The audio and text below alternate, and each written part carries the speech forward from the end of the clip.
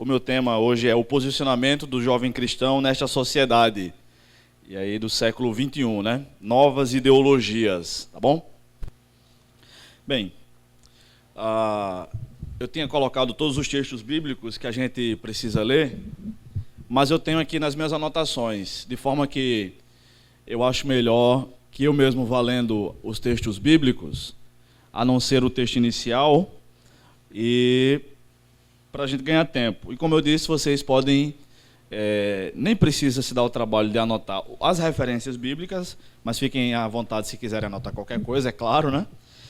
Porque eu posso passar para vocês depois. Mas vamos começar lendo Provérbios, capítulo 1, versículo 1, por favor. Provérbios 1, 1. Nós vamos ler Provérbios, capítulo 1, do verso 1 ao verso 7. Provérbios 1, verso 1 ao verso 7. Diz assim: Provérbios de Salomão, filho de Davi, rei de Israel, para conhecer a sabedoria e a instrução, para entender as palavras que dão entendimento, para instruir em sábio procedimento, em retidão, justiça e equidade, para dar prudência aos simples e conhecimento e bom senso aos jovens. Que os ouçam também o sábio, para que aumente seu conhecimento e o que entende, para que adquira habilidade para compreender provérbios e parábolas, as palavras dos sábios e seus enigmas. O temor do Senhor é o princípio do conhecimento. Os insensatos, porém, desprezam a sabedoria e a instrução. Amém? Vamos orar mais uma vez. Vamos pedir a Deus que abra o nosso entendimento para compreender a sua palavra. Obrigado, Pai, pela tua palavra, obrigado por Jesus Cristo e obrigado por esses jovens que estão aqui hoje conosco para cultuarmos o teu nome, Senhor. Nesse momento, nós te pedimos que o Senhor tenha misericórdia de nós, mais uma vez, e nos ajude a compreender esse tema difícil e até certo ponto delicado, Pai, mas que com a ajuda do Espírito Santo, o Senhor nos ajude a aplicar a tua palavra à nossa vida. Amém. Queridos, eu quero dividir minha palestra em 4 partes. A primeira, a introdução, dando as bases bíblicas, e já começamos a fazer isso. Em seguida, eu quero ver com vocês sobre a voz de Deus e a voz do nosso tempo, sobre três diferentes aspectos. Sobre questões familiares, questões financeiras e questões sociais. Então, introdução com a base bíblica e vamos ver questões familiares, financeiras e sociais, tá bom? Então, primeiro eu quero ver de onde surgem as novas ideologias do nosso tempo.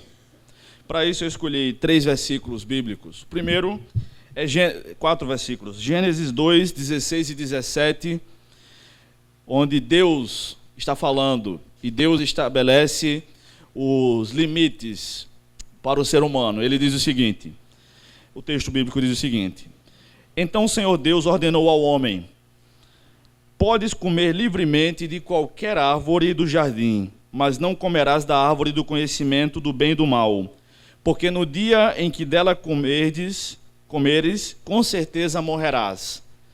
Então Deus criou o paraíso, Deus criou o ser humano de maneira perfeita e colocou o ser humano, o primeiro casal, Adão e Eva, para governarem toda a criação, para cuidarem do paraíso, para trabalharem para a manutenção do paraíso.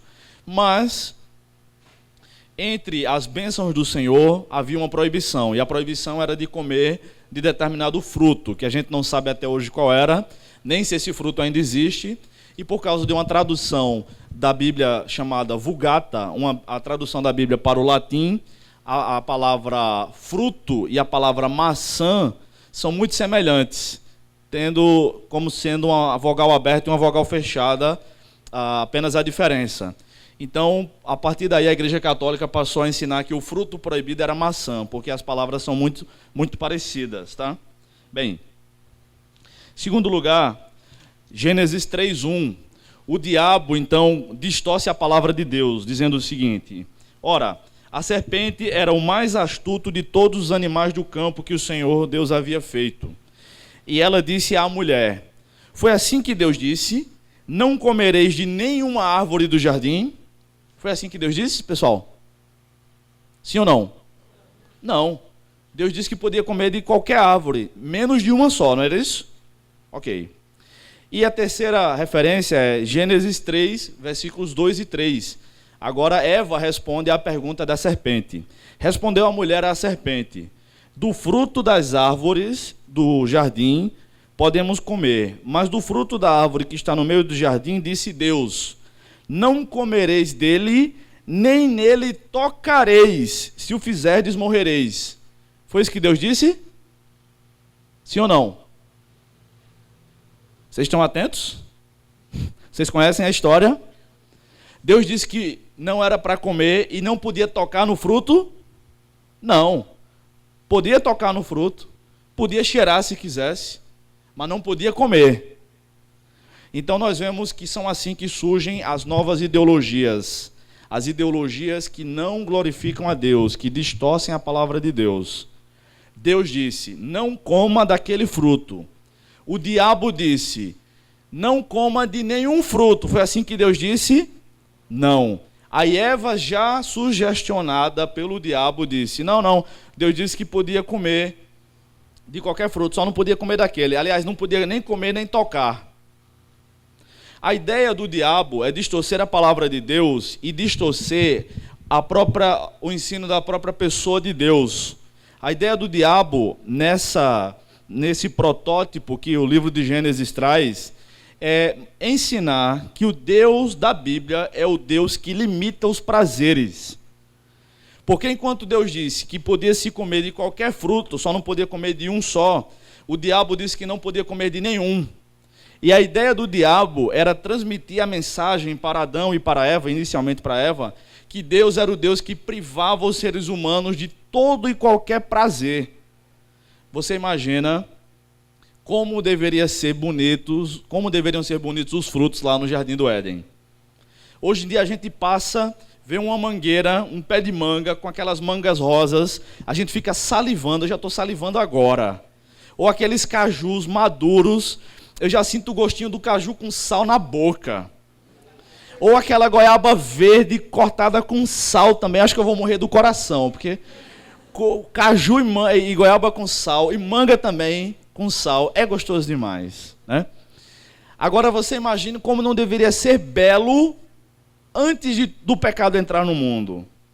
Como Adão e Eva, que na verdade não comiam carne antes do pecado, porque a morte só entra no mundo depois do pecado. Então, se não havia morte, não havia animais mortos para serem ingeridos. Deus criou o homem de maneira a que eles fossem herbívoros apenas, né?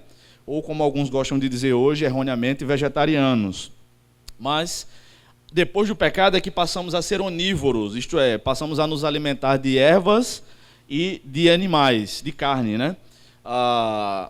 Então, se aquela era a única forma de se alimentar e tudo havia sido criado perfeito por Deus, a vontade que dava era de comer mesmo aqueles frutos, mas não podia comer de um só. Então, o diabo sempre traz a ideia de que para servir a Deus, nós temos que ser privados de todo o prazer que há no mundo. É por isso que os incrédulos ainda hoje dizem: eu não quero ser crente. E eles fazem uma lista dos motivos pelos quais eles não querem ser cristãos. Não pode, 2 pontos, aí uma série de coisas. Não pode isso, não pode aquilo, e tome proibição, porque para eles servir a Deus é ser privado dos prazeres.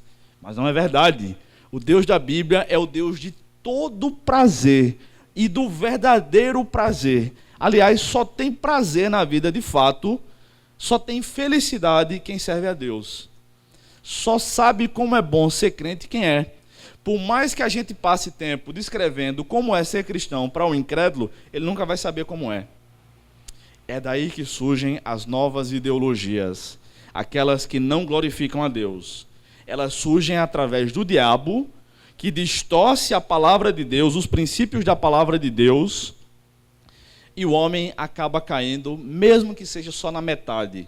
como Eva acreditou na metade dessa história esfarrapada aqui. Disse, não pode comer nem tocar naquele fruto proibido. Então, para que a gente não caia nas novas ideologias, em primeiro lugar, é preciso que a gente atente muito bem para o que Deus disse na sua palavra. Então, vamos ver algumas questões familiares, financeiras e sociais. E eu não vou abrir para perguntas, mas no final vocês poderão perguntar e a gente pode conversar um pouco melhor, tá bom? Vamos lá. Eclesiastes capítulo 1, versículo 9, diz assim: o que foi, será, e o que se fez, se fará novamente. Não há nada novo debaixo do sol.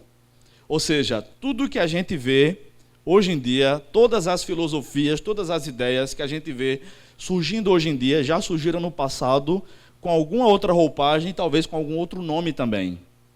Tá bom? Então, em primeiro lugar, Deus diz o seguinte na sua palavra, Provérbios 13, 24, diz o seguinte: odeia a seu filho a quem o poupa da vara, mas quem o ama o castiga no tempo certo. Provérbios 13, 24 diz isso. Mas o que é que o nosso tempo, as novas ideologias dizem? Não bata na criança, porque isso é prejudicial. Então não bata, converse, coloque de castigo. Ensine. Como é que se ensina uma criança sem vergonha? Um pecadorzinho. A gente coloca um pecadorzinho de 1 ano de idade nos braços, daqui a pouco ele quer dar na nossa cara. Por quê? Porque é um pecadorzinho, já nasceu em pecado, diz a Bíblia. Não é um pecador tão treinado como nós. Já tem 30 anos que eu peco. Já sou mais habilidoso do que um menino de 1 ano. E a gente vê crianças, elas mentem, não é? Elas batem uma na outra, elas dizem que não foi ela que fizeram as coisas. Por quê? Porque são pecadores. São crianças, é a coisa mais linda. Que nem um bebezinho que eu botei ali no braço. Chumbinho puro, meu amigo. 9 meses, coisa mais linda. Né? As dobrinhas dela, enfim, a gente já estava amigo ali. Adoro bebês. Mas são pecadoras. E a palavra de Deus diz que deve ser repreendido, se for o caso, até mesmo com a vara. A vara não era o cabo de vassoura da época, tá bom? Era uma vara fininha, né? Isso pode ser equivalente a uma chinelada, uma mãozada, enfim. A Bíblia diz que os pais que amam os filhos o repreendem e até batem nos filhos para que eles aprendam o caminho que devem andar, tá bom?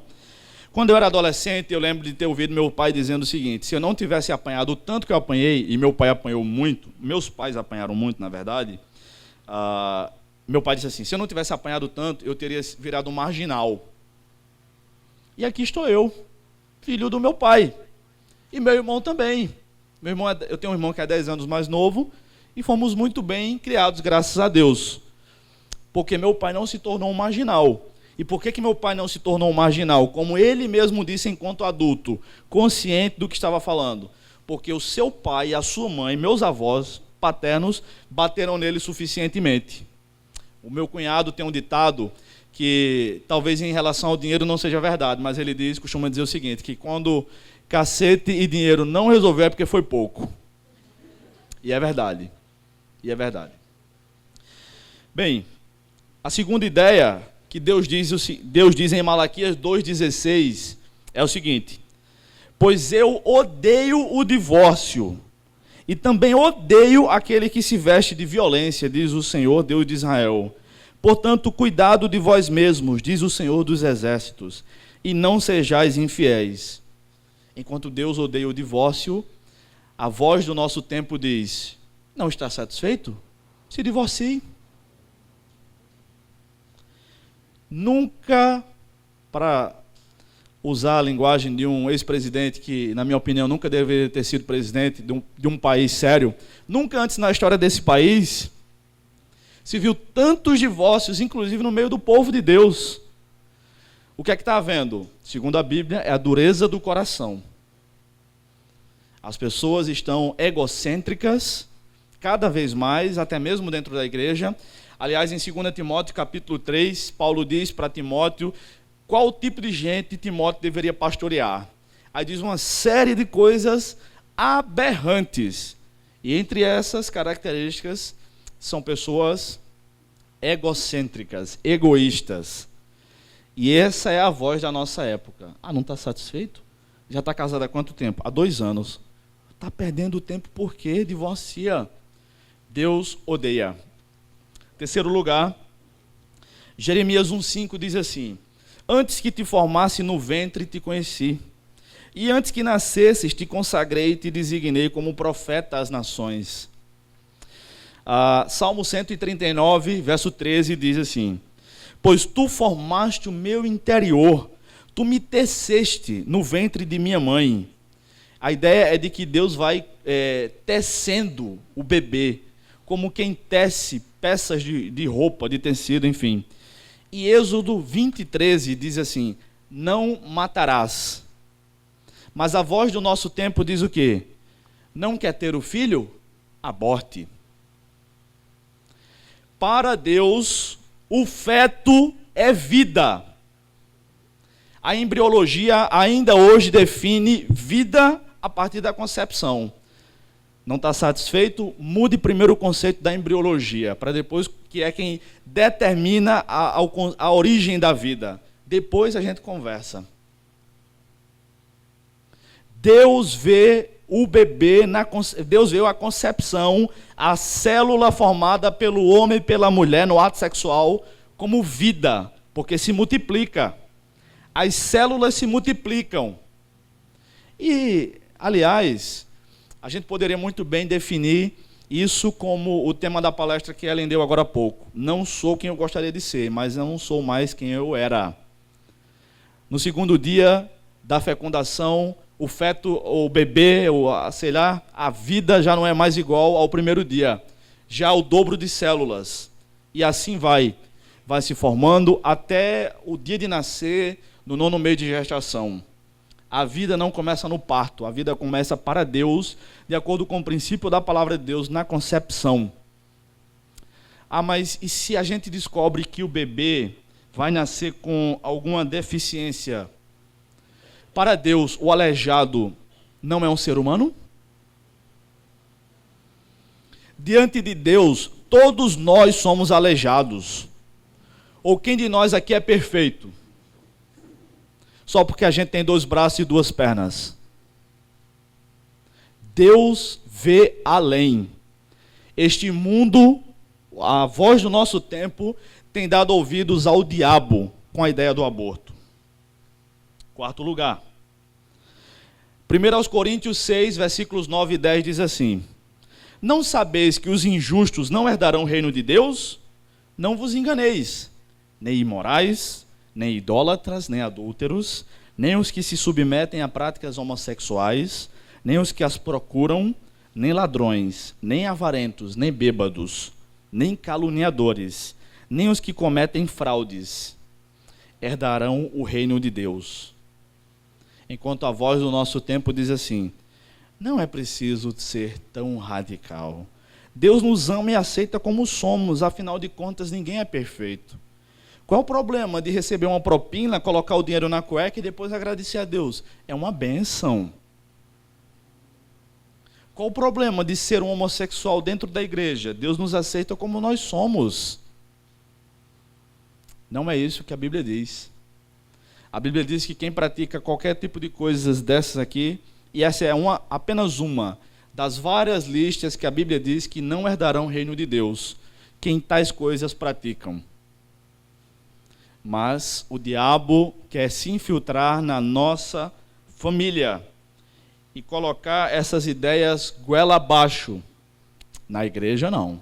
Lá fora tudo bem, porque lá fora eles andam como zumbis.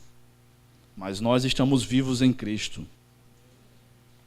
Quinto lugar, Hebreus 13:4 diz assim: sejam honrados entre todos o matrimônio e a pureza do leito conjugal, pois Deus julgará os imorais e adúlteros. A Bíblia dá valor à formação de uma nova família por meio do casamento. E o ato sexual deve ser praticado dentro do casamento, porque foi criado por Deus para tal ocasião. O que é que o nosso tempo diz? Entre outras coisas, diz assim: Vai casar sem saber se o sexo com ele é bom mesmo? Será que não é melhor experimentar antes? Essa é a voz do diabo para a nossa juventude. Mas a voz de Deus estimula o casamento heterossexual, monogâmico e a virgindade para o casamento. Eu não vou falar mais sobre isso, vou deixar para as perguntas, se houver.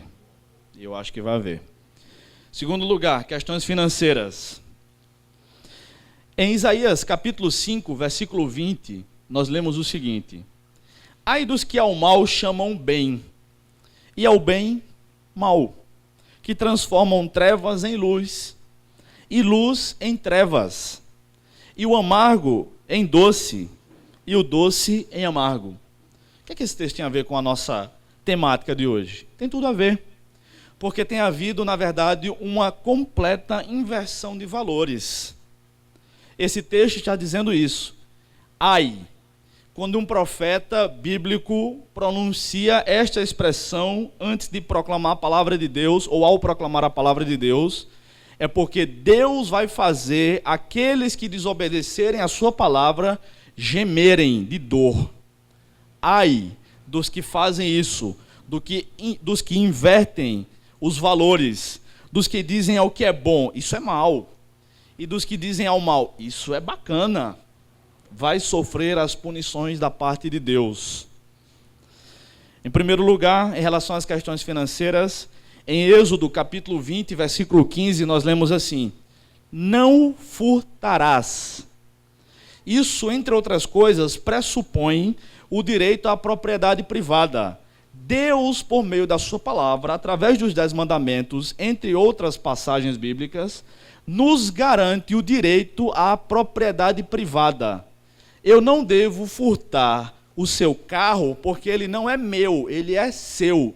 E você tem o direito de possuir bens. A voz da nossa época diz o seguinte, vou ler palavras do próprio Karl Marx. A teoria dos comunistas pode ser resumida em uma única máxima: abolição da propriedade privada. Essa citação é do livro Manifesto, o Manifesto Comunista, é mais ou menos assim o livro dele. Se alguém lembrar pode falar, tá bom? A voz da nossa época também diz: movimentos sociais, eu coloquei sociais entre aspas, invadem terras alheias e são tidos como vítima da sociedade. Deus abomina esse tipo de prática, porque ele diz na sua palavra, não furtarás.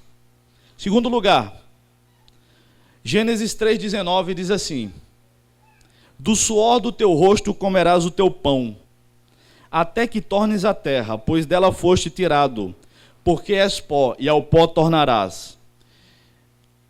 Êxodo capítulo 17, aí eu não coloquei a referência aqui do versículo, me desculpem. Êxodo 20, 17. Êxodo 20, 17. Não cobiçarás a casa do teu próximo, não cobiçarás a mulher do teu próximo, nem o seu servo, nem a sua serva, nem o seu boi, nem o seu jumento, nem coisa alguma do teu próximo. E a voz do nosso tempo que aqui diz: se uma pessoa for muito rica, tem a obrigação de dar parte das suas terras para outros. Isso não é bíblico. Você quer ter propriedade? Trabalhe. Quando Jesus estava prestes a voltar, segundo a igreja em Tessalônica compreendeu, aí alguns preguiçosos, já condenados pela palavra de Deus, por exemplo, o livro de Provérbios tem 31 capítulos e tem 34 versículos contra a preguiça. Dá mais de um versículo por capítulo em Provérbios. Aí alguns preguiçosos da igreja de Tessalônica estavam ensinando o seguinte, e vivendo: eu não vou trabalhar mais não, Jesus já está voltando, para que trabalhar? Lembram-se o que foi que Paulo escreveu para aquela igreja, nessa situação? Quem não quer trabalhar, vá comer na casa do irmão do lado, que é rico, foi isso? Não foi isso não. Quem não quer trabalhar, também não coma. Deus valoriza o trabalho. E é por meio do trabalho que nós devemos nos sustentar, não dos favores alheios. Porque os favores alheios, quer sejam de terceiros, quer sejam do Estado, não glorificam a Deus, porque não dão a devida dignidade que é peculiar ao ser humano de ter o direito de trabalhar e conquistar com as próprias mãos o fruto, como fruto do seu trabalho, do seu suor. Sabe essa ideia que tem no Brasil de o aposentado, 65 anos, entrar e andar livremente de ônibus? Nos Estados Unidos isso não acontece. Porque lá o sistema funciona de uma forma a propiciar que mesmo aposentado tenha dinheiro e a dignidade de pagar o transporte para onde ele queira se deslocar. E eu acho muito mais interessante e muito mais próximo da palavra de Deus essa ideia. Terceiro lugar, Gênesis capítulo 1, versículos 28 e 29. Então Deus os abençoou e lhes disse: frutificai e multiplicai-vos, enchei a terra e sujeitai-a, dominai sobre os peixes do mar, sobre as aves do céu e sobre todos os animais que rastejam sobre a terra. Disse-lhe mais: eu vos dou todos os vegetais que dão semente, os quais se acham sobre a face da terra, bem como todas as árvores em que há fruto que dê semente, eles vos servirão de alimento.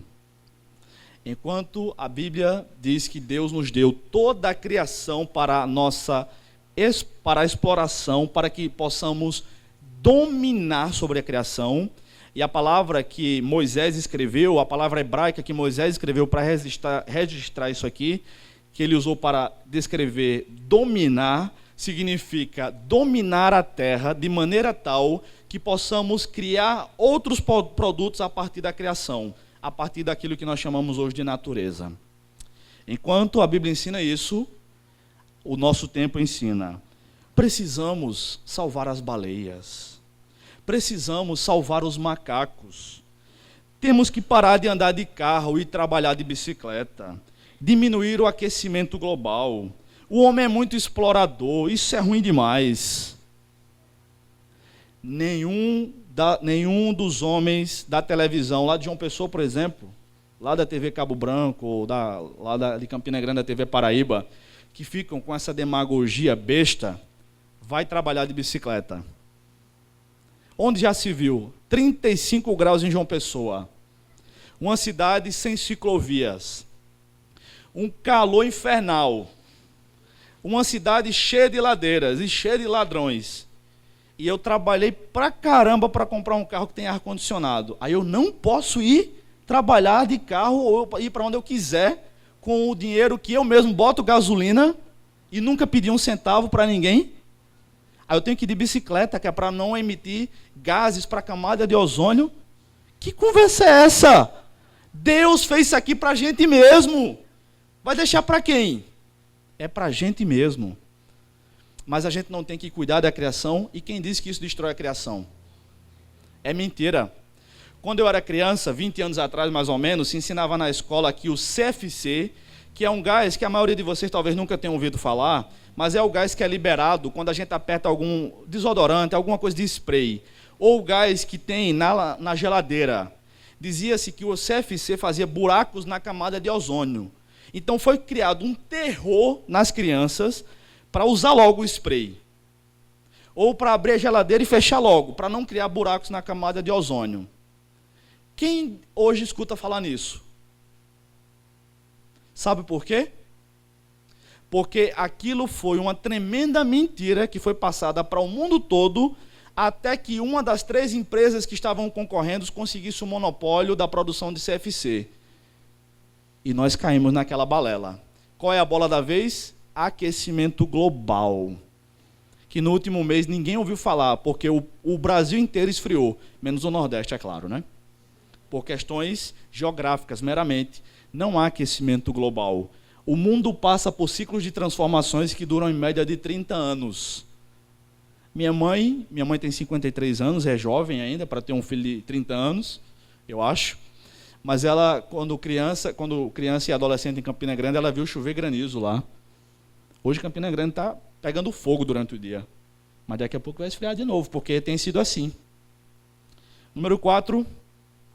Os presbíteros que governam bem devem ser dignos de honra em dobro. Entenda-se, salário dobrado. Essa é a ideia de Paulo aqui. Principalmente os que trabalham na pregação e no ensino. Eu estou lendo 1 Timóteo 5, 17 e 18, tá? Porque a Escritura diz, não amarres a boca do boi quando ele estiver debulhando. Aí Paulo cita aqui Deuteronômio 25, 4, que era uma lei do Antigo Testamento que Deus havia dado, porque eles colocavam uma mordaça na boca do boi, e o boi era preso por uma canga, né? E ele, por ser um animal pesado, ele ia pisando e ia debulhando o trigo com o peso do seu próprio corpo. Então, na antiguidade, as pessoas botavam uma mordaça na boca do boi, para que ele não usufruísse do fruto do seu trabalho. Aí Paulo fundamenta o salário do pastor, aqui entenda-se presbítero, pastor ou bispo, no boi. E ele diz ainda que quem faz esse trabalho bem feito deve ganhar dobrado. Aí ele diz ainda, e ainda, outra parte da Escritura, aí ele cita Lucas capítulo 10, versículo 7. O trabalhador é digno do seu salário. Então a Bíblia ensina a recompensa pelo fruto do trabalho bem feito. Essa é apenas uma passagem. Em cada uma dessas questões eu poderia dar várias passagens, tá bom? Várias passagens bíblicas. A Bíblia ensina a meritocracia. Faz o trabalho bem feito, ganha mais. Faz um trabalho, como diz a minha avó, um serviço labrogeiro. Bem novinha essa, né? Olha o cheiro de naftalina na palavra. Vai ganhar mal. Claro, porque por meio do pagamento nós recompensamos quem faz o trabalho bem feito. Oferece um produto melhor, ou um trabalho melhor. E o que é que o nosso tempo diz? O correto seria todos ganharem o mesmo salário, eu acho. Aí vem a ideia da relativização. Deus nos deu vocações diferentes, habilidades diferentes, e, consequentemente, temos que receber pagamentos distintos. Quinto lugar, Lucas 19, 13. E chamando 10 servos, a parábola das 10 minas, deu-lhes 10 minas e disse-lhes, negociai-a até que eu volte. Ainda Lucas 19, versículos 16 e 17, diz assim, o primeiro apresentou-se e disse, Senhor, a tua mina rendeu outras 10 minas. O Senhor lhe respondeu, maldito explorador. Não. O Senhor lhe respondeu, muito bem, servo bom. Foste fiel no pouco, por isso terás autoridade sobre 10 cidades. A Bíblia incentiva a produtividade e o ganho de lucros por meio do trabalho honesto. Isso glorifica a Deus. O que é que o nosso tempo diz? Todo lucro é desonesto, maléfico e explorador do ser humano. Por isso os cristãos devem rever essa questão. Quando a gente compra feijão no supermercado, quem se sente terrivelmente mal, explorando o pobre balconista que está trabalhando ali porque a gente está comprando um produto a ele? A gente deve se sentir bem, porque está conseguindo comprar algo que vai alimentar a nós, a nossa família, isso glorifica a Deus. Estamos gerando emprego e renda, e o dono do supermercado, que vai ganhar mais, é claro, vai poder pagar o salário dos funcionários e vai poder talvez até oferecer outros produtos e talvez até comprar produtos de outras marcas para que a gente não tenha de comprar somente um tipo de feijão. Sexto lugar, todo homem foi criado à imagem e semelhança de Deus, mas Deus dá diferentes dons, diferentes oportunidades e diferentes posses. Nós temos diferentes dons aqui, temos diferentes oportunidades e possuímos coisas distintas. E de onde vem isso? De acordo com Tiago, capítulo 1, versículo 17, toda boa dádiva e todo dom perfeito desce do Pai das luzes. Ou seja, tudo de bom que a gente recebeu, ou a gente recebe, vem de Deus. Em 2 Coríntios, capítulo 5, versículo 10, nós lemos assim, pois é necessário que todos sejamos apresentados diante do tribunal de Cristo, para que cada um receba retribuição pelo que fez por meio do corpo, de acordo com o que praticou, seja o bem, seja o mal. Ainda quero fazer uma citação extra-bíblica, vai ser a única defensiva, vamos dizer assim, que eu concordo, de Wayne Grudem, um teólogo norte-americano. Desigualdades são necessárias no mundo que requer a execução de grande variedade de tarefas. Deus deu diferentes habilidades para que o mundo possa funcionar. Se todos nós fizéssemos a mesma coisa, o mundo não teria graça e não estaremos aqui hoje. O que é que o nosso tempo diz? Todos os homens têm de ter as mesmas oportunidades. Isso é impossível. É impossível porque Deus não deu as mesmas habilidades para todos. A nossa época também diz, deve haver distribuição de riquezas. Distribuição, quem é que tem a riqueza para poder distribuir? Essa ideia é virtual. Cadê a riqueza? Quem é que vai distribuir? Quem diz que é justa a distribuição? Não há distribuição de riqueza, isso não existe. Só existe em literatura. O que há é produção de riqueza. Você trabalha mais, você ganha mais, por isso você tem mais. Agora, quem é preguiçoso vai se lascar e não vai ter nada. Isso é bom, porque a Bíblia diz que quem é preguiçoso só se dá mal. Isso pressupõe, entre outras coisas, que o cristão deve trabalhar duro. Terceiro lugar, questões sociais. Gênesis capítulo 9, versículo 6, diz o seguinte, pode anotar suas perguntas se tiverem. Gênesis 9, 6 diz o seguinte, quem derramar o sangue de homem, terá o seu sangue derramado pelo homem, porque Deus fez o homem à sua imagem. Gênesis 9, 6 autentica o direito da execução da pena de morte, a pena capital. É isso que diz.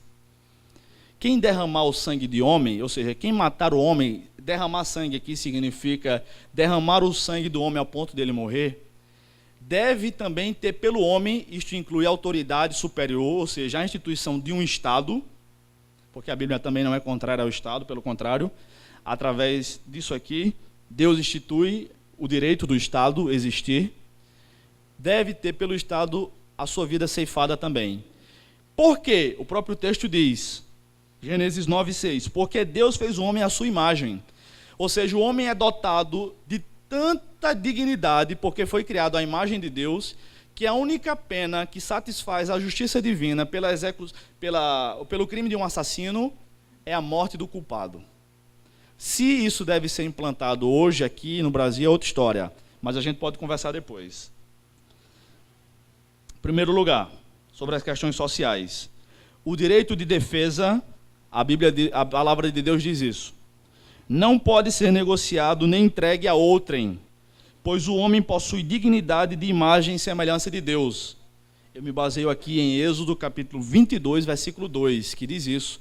Que se um homem visse alguém tentando entrar na sua casa, ele tinha o direito de matá-lo e não tinha punição para ele. O que é que o nosso tempo diz? O nosso tempo diz que o homem de bem não tem o direito de defesa, nem de defesa da sua família. O Estado, suponha-se a polícia, garante a segurança da nação. Isso só pode ser piada. Mesmo que fosse possível, numa utopia, que tivesse um policial bem preparado e, suponha-se ainda, honesto, para defender a cada um de nós, sei lá, em cada rua deste país, dos mais de 5 mil municípios do Brasil, mesmo se isso fosse possível, porque é claro que é impossível, isso ainda tiraria a nossa dignidade e o nosso direito de defesa. A sociedade ainda também diz que andar armado ou ter o direito a possuir uma arma de fogo para defender a sua família em casa é coisa de bandido. Isso não é verdade. Em Lucas capítulo 22, Jesus disse assim, aquele que tiver 2 capas, venda uma e compre uma espada. Jesus deu aos seus discípulos o direito de defender a própria vida. E Jesus nunca havia recriminado qualquer um dos seus discípulos por andar com uma espada. Ou você acha que foi com um beliscão que Pedro arrancou a orelha de Malco? Jesus repreendeu a atitude de Pedro agressiva, mas não repreendia a atitude de Pedro de andar com uma espada para defender a própria vida. E o dar a outra face? Dar a outra face está escrito na Bíblia no contexto de relacionamento. Se alguém machucando te der um tapa no rosto, você deve dar a outra face. Isso é literal? Eu acredito que sim. E isso não é contraditório em relação ao que eu estou dizendo? De maneira alguma. A Bíblia não diz: se alguém quiser te matar, entrar na tua casa, roubar todos os teus bens, estuprar tua família e teus filhos, ofereça. É outro contexto. Segundo lugar, Romanos capítulo 13, versículo 4. Está falando da punição do Estado.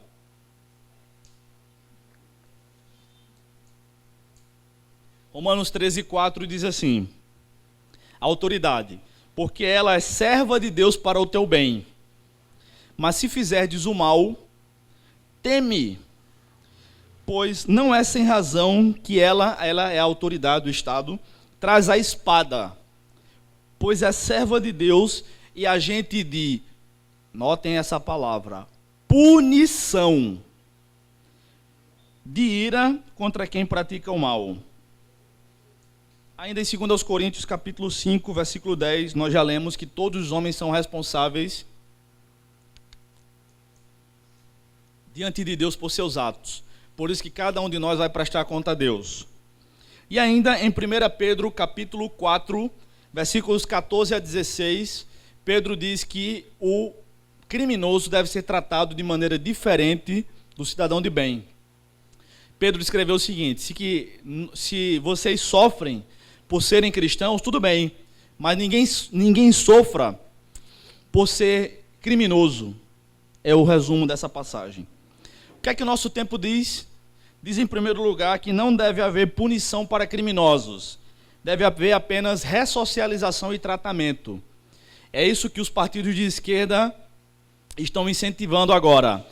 Não sei se vocês têm acompanhado essas questões, mas os políticos adoram quando a gente odeia política, porque eles ficam livres para fazer o que quiser, a gente nem sabe do que eles estão tratando. Eles estão agora tentando empurrar a goela abaixo a ideia de que se um homem estupra uma criança, ele é pedófilo, ele não deve ser condenado como pedófilo, até que o aval do psiquiatra seja dado. Porque pode ser que ele não seja pedófilo. Agora eu lembrei do ditado do meu cunhado. Segundo lugar, a voz da nossa época diz: o bandido deve ser tratado com o mesmo respeito que os cidadãos que guardam a lei. Em terceiro lugar, diz que os bandidos são pobres e, portanto, são vítimas da sociedade. Ah, coitado, pobre vítima da sociedade. Os políticos são pobres? Eles roubam por falta de oportunidade? Quem não tem acesso à internet hoje em dia? Até os detentos têm. Até os detentos têm.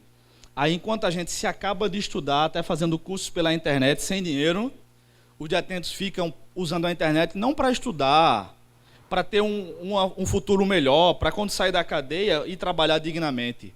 Eles ficam usando o WhatsApp para dar ordem de execução e tudo mais. Não é falta de oportunidade, é falta de vergonha na cara.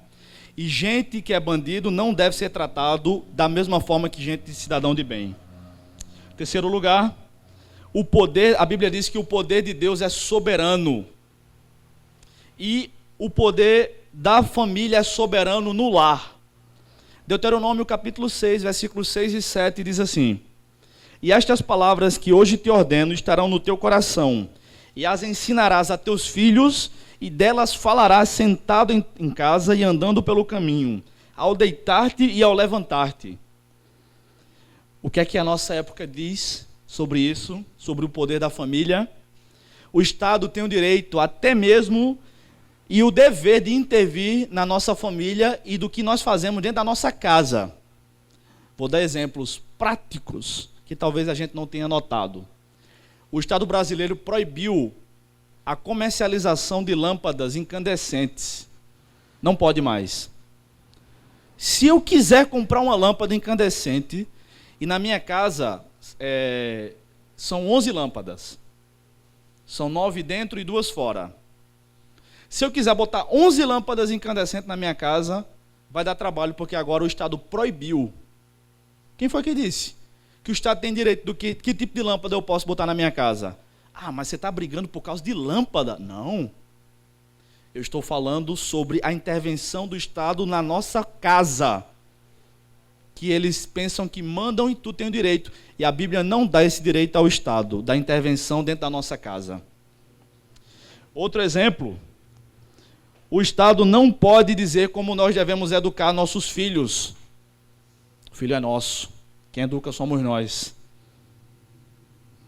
No Brasil não é permitido ainda, né? Mas nos Estados Unidos e em alguns outros lugares do mundo, é permitido que os pais eduquem, ensinem as crianças. E a criança não vai para a escola. No Brasil não é permitido.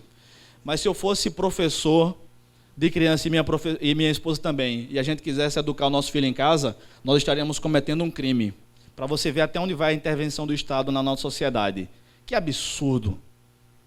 O Estado também não pode fomentar coisas que sejam prejudiciais à sociedade, como casamentos homossexuais, por exemplo. Em quarto e último lugar, Deus diz que o homem é a autoridade do lar, o homem, o macho. Deus diz que Deus é a autoridade do homem e diz que os pais são autoridades sobre os filhos. Isso está, por exemplo, entre outras passagens, em Efésios capítulo 5, versículo 22, até Efésios 6, 4. E o que é que o nosso tempo diz? Diz que o homem não deve ter autoridade sobre a mulher, que a mulher não precisa do homem para nada, muito menos para mandar nela, e não entende por que a coisa está do jeito que está. Para concluir, irmãos, eu quero dizer que Deus tem um plano de bênçãos para quem andar em obediência à sua palavra. Ele tem um plano traçado para que o homem caminhe em obediência à sua palavra. Quem for obediente à sua palavra receberá bênçãos nessa vida, muitas bênçãos, muita segurança em servir a Deus e muitas bênçãos no porvir. Contudo, quem for rebelde à sua palavra e aos princípios da palavra de Deus, por dar ouvidos à voz do diabo na sociedade do nosso tempo, sofrerá nessa vida e não desfrutará das bênçãos celestiais. E eu quero concluir lendo Romanos capítulo 15, versículo 4, que diz assim: porque tudo que foi escrito no passado foi escrito para a nossa instrução, para que tenhamos esperança por meio da perseverança e do ânimo que provém da Escritura. Que Deus nos abençoe.